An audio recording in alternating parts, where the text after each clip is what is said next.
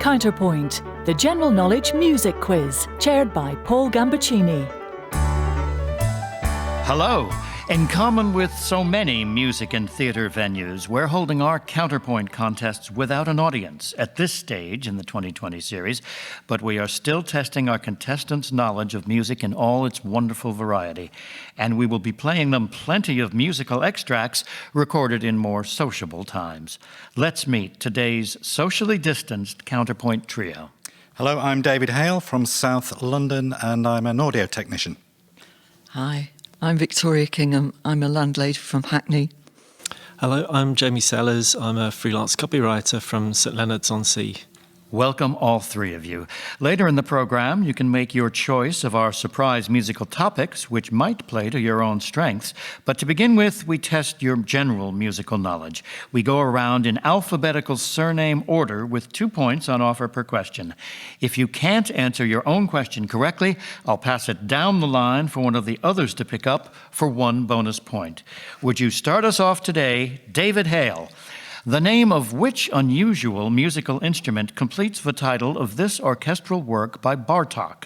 Music for strings, percussion, and... Celeste. Yes, for 2 points. Victoria Kingham, in our first musical extract today, you're about to hear the late Eva Cassidy, an American singer and guitarist known for her interpretations of jazz, folk, and blues. This is a track from her second studio album, Time After Time, released in 2000. 4 years after her untimely death. I'd simply like you to name the composer of this. I hear the drizzle of the rain, like a memory it falls, soft and warm continuing, tapping on my roof and wall. It's Paul Simon. That's right, Paul Simon. He wrote Kathy's Song. Jamie Sellers, what is unusual about Prokofiev's Fourth Piano Concerto, a feature it shares with a concerto by Ravel and Britten's Diversions on a Theme? Pass. And we will turn to David Hale. It's for left hand only. That's right. It was written for Paul Wittgenstein, who lost his right arm in the First World War. And so, David, you have a bonus point. And we go back to you for this, another musical extract. Arguably progressive rock's first supergroup, Emerson, Lake and Palmer took the scene by storm with their bold adaptations of classical music, including works by Prokofiev. But which composer's work is being given the ELP treatment here?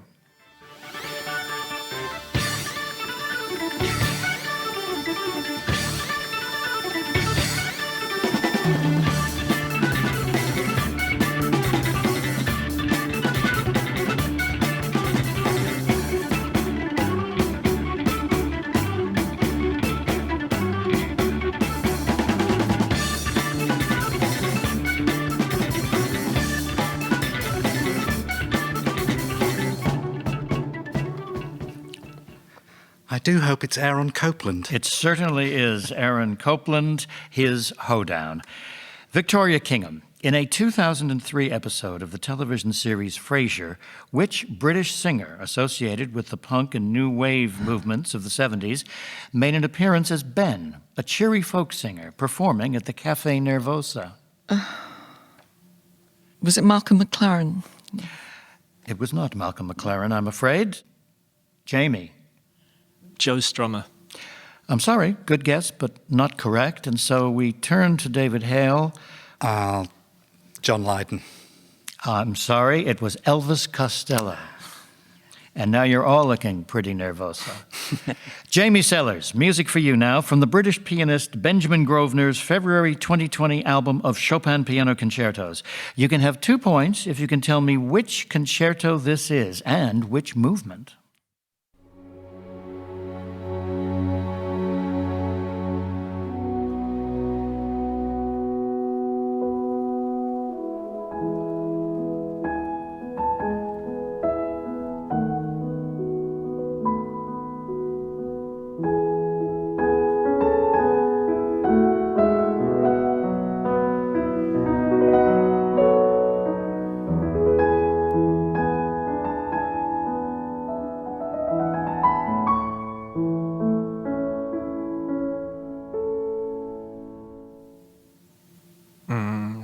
third concerto. That would have been hard because he only had two. You don't want to guess what movement it was. Second movement. Yes, that's right. Slow movement. Good guess. 1 point there. But which concerto was it? We turn to David Hale. The first. Yes, you get a bonus point. And here is your own question.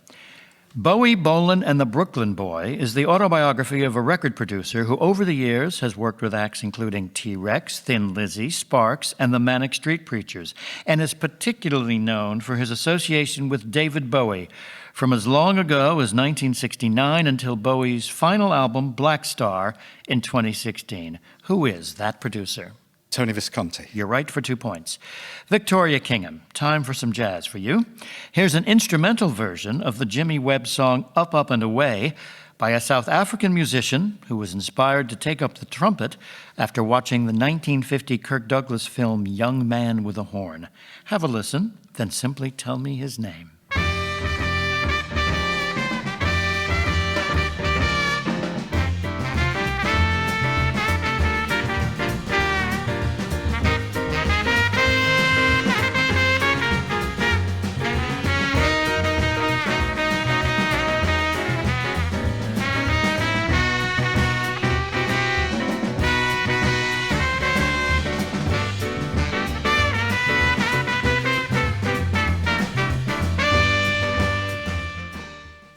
Is it Hugh Masekela? It is Hugh Masekela for 2 points. Jamie Sellers, as well as his dazzling trumpet skills, Masekela was also an acclaimed performer of another brass instrument, which derives its name from originally being carried by the master of the wings of a ducal hunt. Which instrument is that? Piccolo trumpet. No, Victoria Kingham? Flugelhorn? Yes, a bonus point. The flugelhorn was originally carried by the Flugelmeister. David Hale, you get a piece of Vaughan Williams with your next question.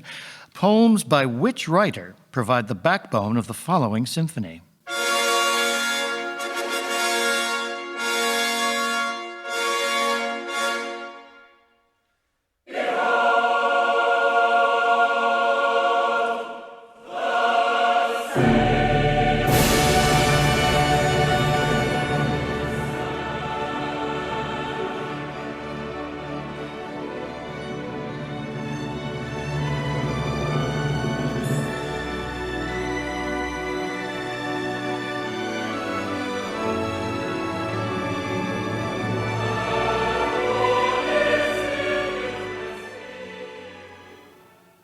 I'm afraid I don't know.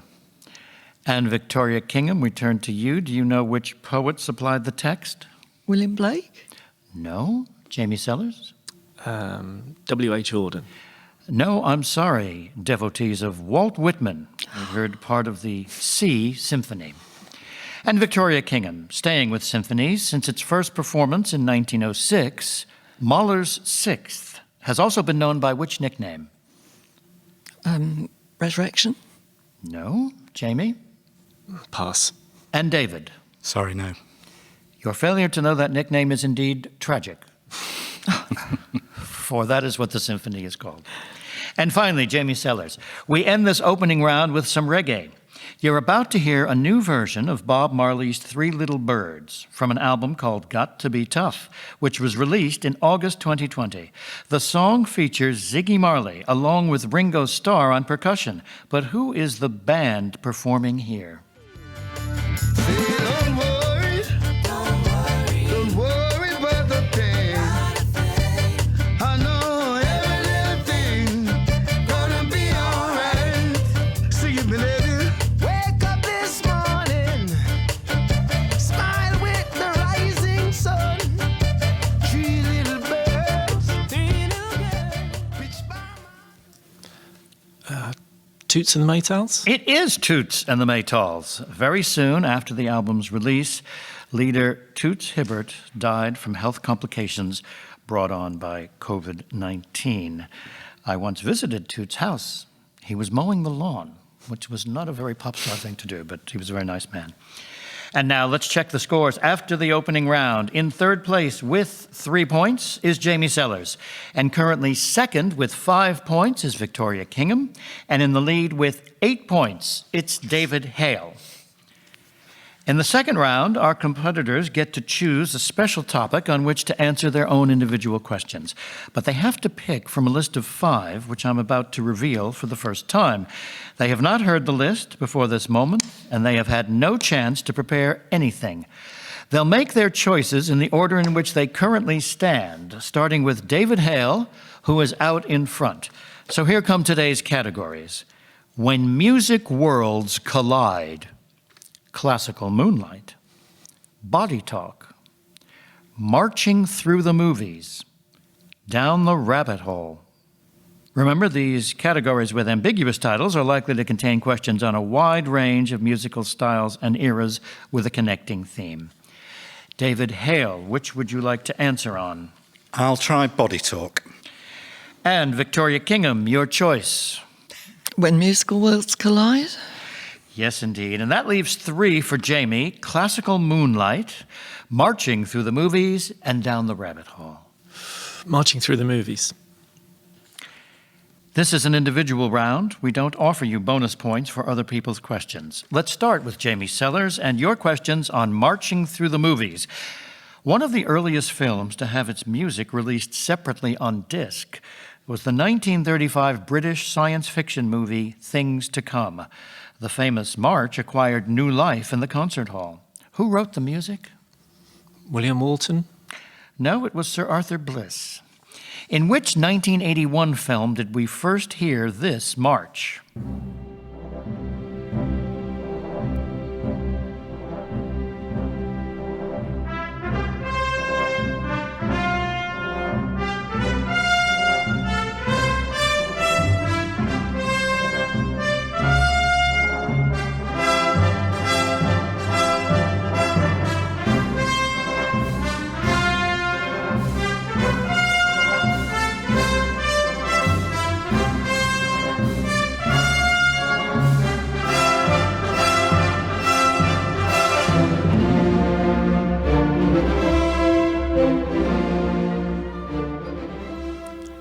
The Empire Strikes Back.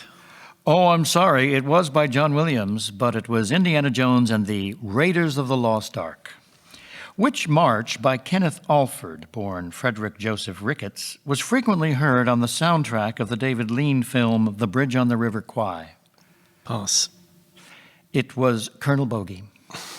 Music from a 2014 film now in the shape of the folk singer Odetta's version of a Bob Dylan song. In the film, it provides the backdrop to a civil rights march led by Dr. Martin Luther King. Directed by Ava DuVernay with David Oyelowo as Dr. King, the film won several awards. We're going to hear the music, and then we'll ask you for the name of the film. Now you masters of war, you that build all of the guns, you that build the dead planes, you that build the big bombs, you that hide behind walls, you that hide behind desks. Selma. The film was Selma. 2 points. An eerie space march accompanies the Spectre rocket's spectacular capture of the U.S. Jupiter at the beginning of the James Bond film You Only Live Twice. Who composed it? John Barry. Yes. And finally, which 1967 Walt Disney film features Colonel Hathie's march? The Jungle Book. Yes, that's right. And so, Jamie Sellers, in that round, you have scored 6 points. We turn now to Victoria Kingham. When music worlds collide. You've chosen a round of questions about fusions of musical genres, the soundtrack of which 1977 film, starring John Travolta, includes disco versions of Beethoven's Fifth Symphony and Mussorgsky's Night on Bear Mountain. Saturday Night Fever? That's right. In this piece, dating from the 80s, electronic music combines with opera for a reimagining of Madame Butterfly. When you've heard the extract, I'd like you to tell me the name of the impresario and artist behind this project. Jojo Sam was her name, and Mr. Taylor Wolf. Take it away, Jojo.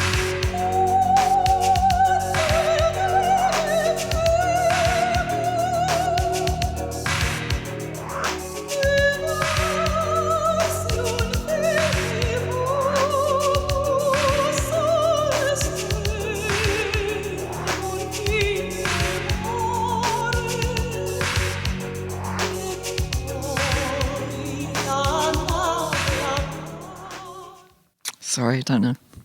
Earlier in the show, you gave the right answer to the wrong question. It was Malcolm McLaren.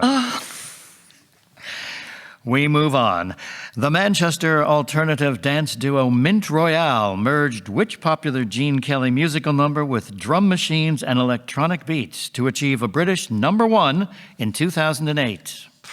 Singing in the Rain? It is Singing in the Rain. The track had previously charted in 2005 and gained greater exposure 3 years later when it was used by dancer George Sampson on Britain's Got Talent. A song by the Irish vocalist Enya has frequently been fused with hip-hop and R&B, notably by the Fugees, the Pirates, Mario Winans, and P. Diddy. Originally recorded for the TV series The Celts, the track is named after which formidable warrior?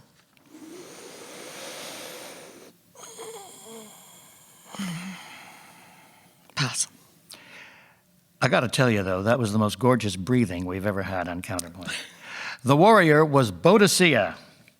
There's a Celtic flavor to your next musical clip. In 2002, producer and guitarist Nigel Stonier assembled an all-star cast of British folk rock artists to recreate American soul music under the banner The Real and Soul Association. The song you're about to hear was originally a UK hit in 1969 for which soul group?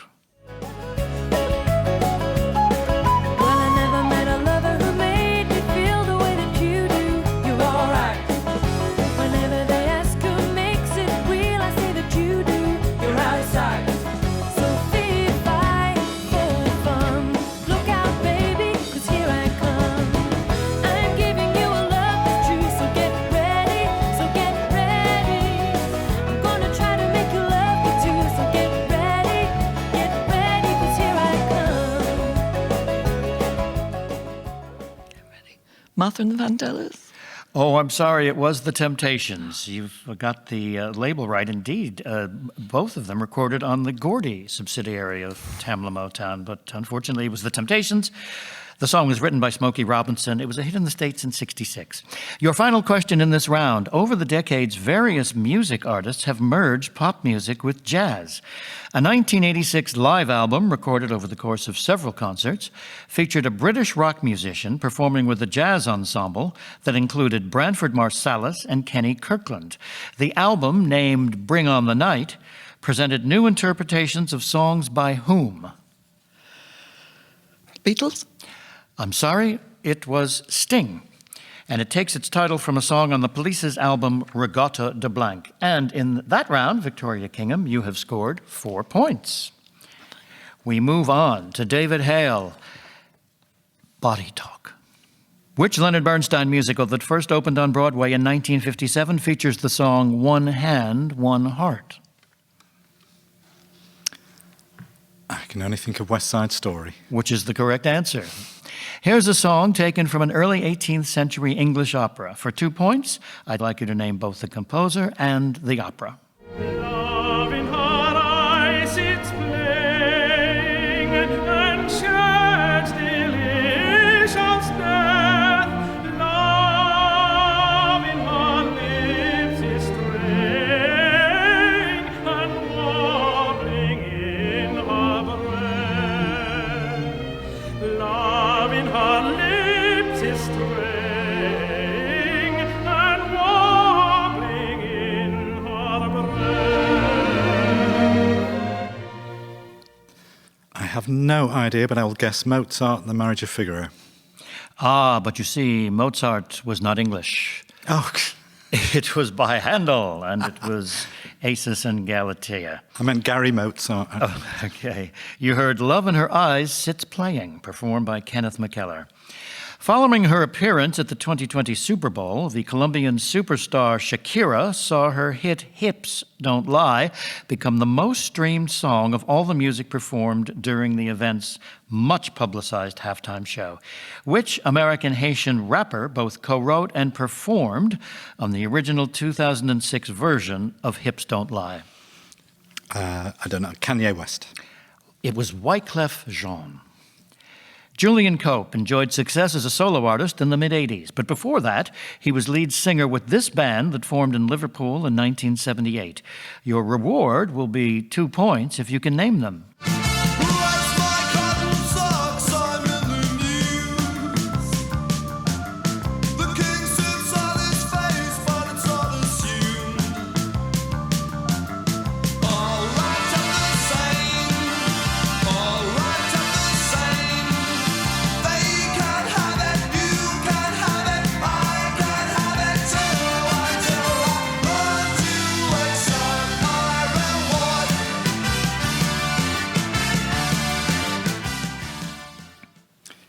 Teardrop Explodes. That was The Teardrop Explodes, and they took their name from, do you know? I don't know. A word balloon in a Silver Surfer comic book. Which British group's 2009 debut album was simply entitled Lungs? I don't know. Florence and the Machine. 50 years earlier, Mitzi Gaynor sang I'm Gonna Wash That Man Right Out of My Hair in Joshua Logan's film adaptation of Rodgers and Hammerstein's South Pacific. Which character did she play? Don't know. Nellie Forbush, a U.S. Navy nurse. And David Hale, in that round you scored 4 points. And after the individual round, let's remind ourselves how the scores now stand. Both with 9 points, Victoria Kingham and Jamie Sellers. And our leader, with just 1 round to go, with 12 points, is David Hale. The final round consists of rapid-fire questions, and you each get a minute to answer as many as you can. It means the scores can change quite significantly for our 3 contestants. A correct answer wins 1 point. We deduct nothing for a wrong answer, but there are no bonuses. So we're going to begin with questions for Victoria Kingham. Victoria, your minute starts now. Who wrote the standards I've Got You Under My Skin and Just One of Those Things? Jerome Cohen. Cole Porter. What nationality was Jean Sibelius? Finnish. Yes. In 2020, which legendary singer released his autobiography, Me? Pass. Elton John. In 2013, which British singer revealed she'd had her entire derriere tattooed with roses? I don't know. Cheryl Cole. Which African singing group's 2006 album, Long Walk to Freedom, features the songs Amazing Grace and Diamonds on the Soles of Her Shoes? Ladysmith Black Mambazo? Yes. Which Belgian inventor created the saxophone? Adolphe Sax. Yes. Formed in 1970, which jazz rock band included Alphonse Mouzon and Wayne Shorter? Weather Report. Yes. What is the first opera in Wagner's Ring Cycle? Pass. And in your minute, Victoria Kingham, you have scored 4 points. Jamie Sellers, your minute begins now. By what name did the singer and pianist Eunice Kathleen Wayman become better known? Nina Simone. Yes. What nationality is the composer Arvo Pärt? Estonian. Yes. In 2020, which legendary singer released his autobiography, The Dreamer? Pass. Sir Cliff Richard. The 2020 Brit Award winner Mabel is the daughter of which female singer? Pass. Nina Cherry. Which 2003 album by Gillian Welch features the songs Look at Miss Ohio and Lowlands? Hell Amongst the Yearlings. No, it's Soul Journey. The Gibson ES-150 was an early version of what instrument? Guitar. Yes. And what kind of guitar? Electric. Yes. Who played Ray Charles in the 2004 film Ray? Jamie Foxx. Yes. In 1912, Erik Satie composed flabby preludes for which animal? Pass. A dog. In 2008, the American composer Dave Porter provided the opening theme music for which U.S. drama series? And in case our listeners are wondering, it was Breaking Bad. And so, Jamie Sellers, in that round, you also scored 4 points. David Hale, your minute starts now. Which Stravinsky ballet was first performed in Paris on June the 25th, 1910? Rite of Spring. No, The Firebird. Which 1965 hit by The Who shares its name with the Radio 4 quiz show broadcast in 2020? Pass. It's My Generation, and I won't tell the controller. What is the name of Donald Fagen's debut solo album? The Nightfly. Yes. Which classic Rodgers and Hammerstein song features the line, "Fools give you reasons, wise men never try"? Fool Rush In. Some Enchanted Evening. Which hill did Peter Gabriel sing about in 1977? Salisbury. Yes. Which great English composer born in 1872 was related to Charles Darwin? Vaughan Williams. Yes, Darwin was his grandmother's brother. Which model appeared as a mermaid or sea goddess on the cover of the Roxy Music album Siren?